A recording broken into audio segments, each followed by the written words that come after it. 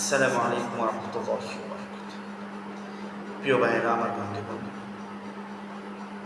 দেশ এবং বিদেশ থেকে কাছ ও দূর থেকে যারা যেই দিক প্রান্ত থেকে আমাকে দেখতেছেন,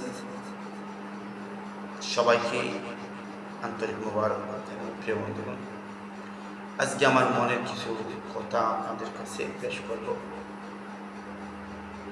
আমি কাকে বেশি ভালোবাসি তা নিয়ে আলোচনা করব।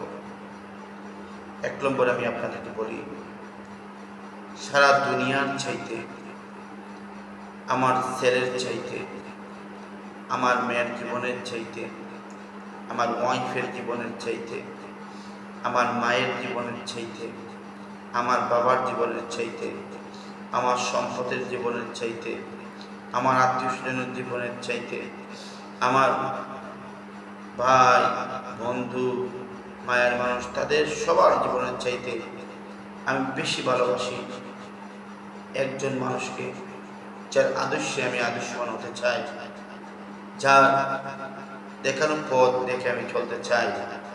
তিনি হচ্ছেন আমার কলিজার টুকরা নবী, রহমতুল লিল আলামিন, সাইয়্যিদুল মুরসালিন, দুজাহানের সর্দার, যিনি আমার প্রেরণা, যিনি যার আদর্শ আমাকে জাগ্রত করে, উনি হলেন হযরত মুহাম্মদুর রাসূলুল্লাহ সাল্লাল্লাহু আলাইহি ওয়াসাল্লাম। আসুন আমরা সেই নবীর আদর্শে আদর্শবান হই এবং নবীকে আমাদের নেতা হিসাবে স্বীকৃতি দেয়।